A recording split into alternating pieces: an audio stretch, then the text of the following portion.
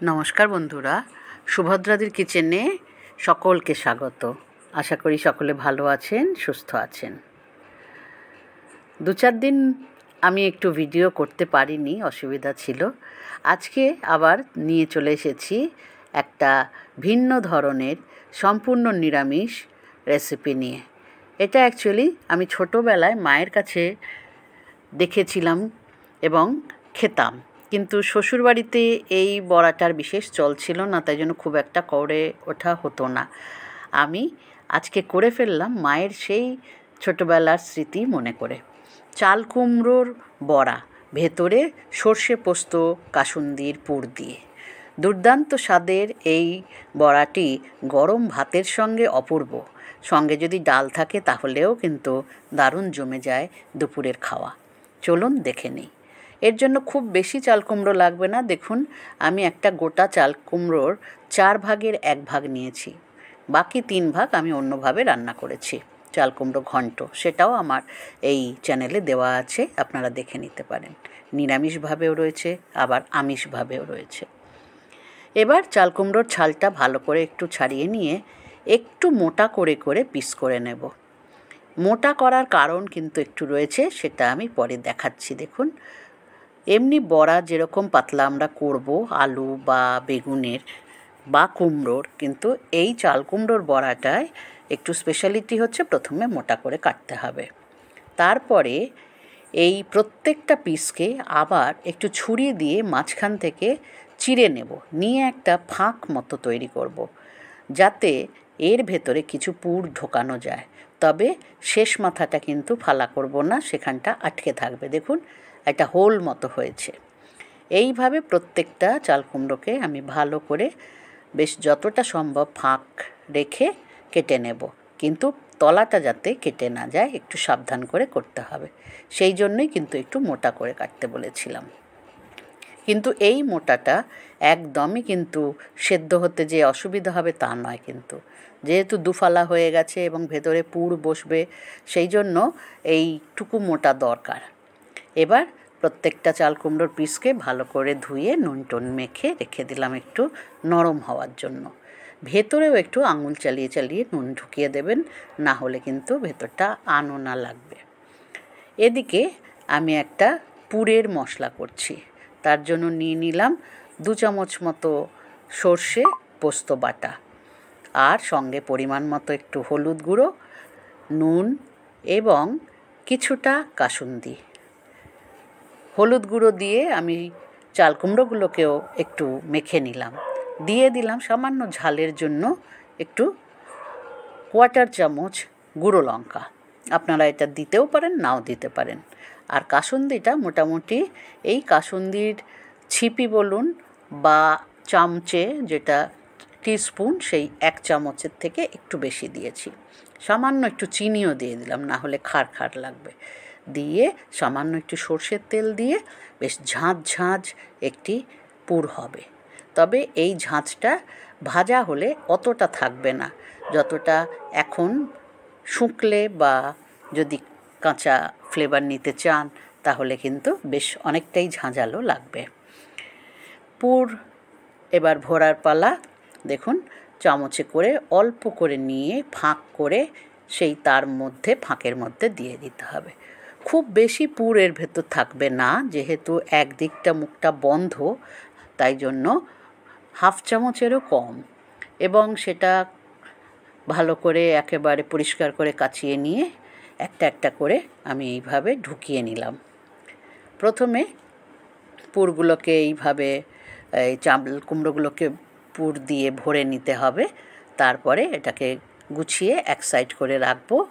এরপরে আমার ব্যাটার বানানোর পালা। পুর আমি যা করেছিলাম সবটা লাগেনি, এটা অন্য রান্নাতেও আমি দিয়ে দিতে পারবো, তাই রেখে দিলাম, নষ্ট করলাম না।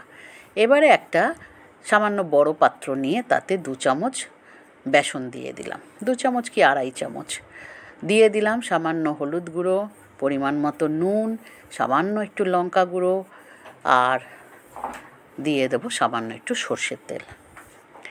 দিয়ে ভালো করে নাড়িয়ে নিয়ে পরিমাণ মতো জল দিয়ে একটা ঘন ঘন ব্যাটার তৈরি করব।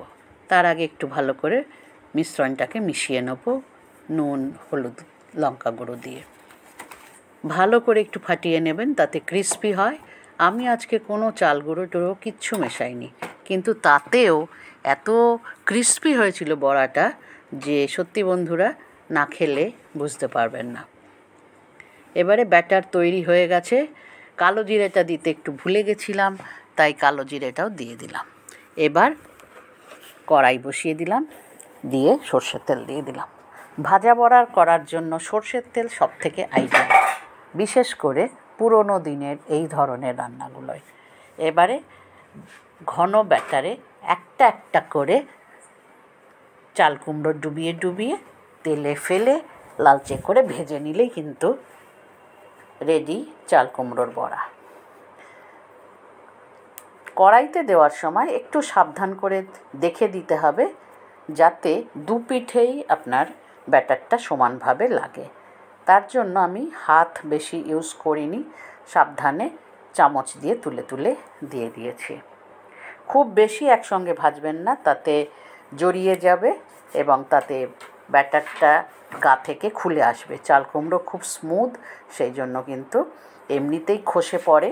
আর খুব বেশি মোটা করে ব্যাটার ঘন করে করলে তাতে কিন্তু ফ্লেভারটা আবার ঠিক মতো আসবে না, তখন আটা আটা বা শুধু বেসনের একটা আলাদা স্বাদ আসবে। তাতে চাল কুমড়ো বা এই পুরের সর্ষে কাসুন্দির গন্ধটা পাবেন না।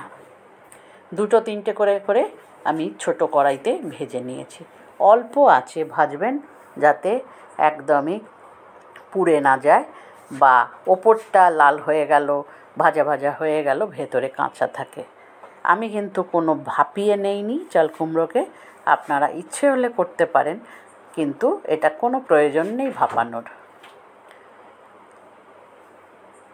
মোটামুটি মিনিট 3-4 ধরে ওলট পালট করে বড়াগুলোকে সুন্দর লালচে সোনালি করে ভেজে নিতে হবে। যেগুলো আগে ভাজা হয়ে যাবে সেইগুলো আগে তুলে নিতে পারেন, দুপিঠ যেন সমানভাবে ভাজা হয়। বন্ধুরা, এই ধরনের একটা সনাতনী রেসিপি আপনারা নিশ্চয়ই ছোটোবেলাতে খেয়ে থাকবেন। এখন অল্প বয়সী গৃহিণীরা খুব চটজলদি নানা ধরনের রেসিপি শিখেছে। এই ধরনের রান্না যদি ছুটি ছাটার দিনেও আপনারা করেন, দেখবেন বাড়ির কর্তামশাইরা কিন্তু খুব খুশি হবেন। বাচ্চারাও এই ধরনের একটা বড়া পেলে ডালের সঙ্গে ভালোই কিন্তু খাবে। ছুটি ছাটার দিনে একটু স্বাদ বদলের জন্য তাই এটা অবশ্যই করে খাবেন। ভালো লাগলে অবশ্যই চ্যানেলটিকে কিন্তু সাবস্ক্রাইব করতে ভুলবেন না, আর পাশে থাকা বেল আইকনটিও প্রেস করে দেবেন, যাতে যে কোনো ভিডিও আপলোড করলে সবার আগে আপনার কাছেই পৌঁছয়। কথা বলতে বলতে আমি এক এক করে সব কটি বড়াই কিন্তু ভেজে নিলাম। দেখুন, লালচে করে ভাজা, একদম ক্রিস্পি, সুস্বাদু, এবং ওই কাসুন্দি ভরা পুরের যা স্বাদ, সেটা গরম ভাতের সঙ্গে খেয়ে দেখবেন কীরকম একটা অদ্ভুত ভালো লাগা তৈরি হবে। গরম ভাতের সঙ্গে পরিবেশন করে ফেলুন চাল কুমড়োর বড়া। আমি একটা বড়া আপনাদেরকে কেটে ভেতরের পুরটাও কীরকম হয়েছে সেটা দেখিয়ে দিচ্ছি। হাত দিয়েও কিন্তু সহজেই ভাঙা যাবে, কিন্তু টেরা বেঁকা হয়ে যাবে বলেই আমি চামচ দিয়ে কেটে নিলাম। এবারে দেখুন ভেতরটা সুন্দর কাসুন্দি ভরা, সর্ষে কাসুন্দি ভরে বড়া। গরম ভাতের সঙ্গে কিন্তু দুর্দান্ত। করে খাবেন কিন্তু বন্ধুরা, আর কমেন্ট করতে ভুলবেন না। ধন্যবাদ।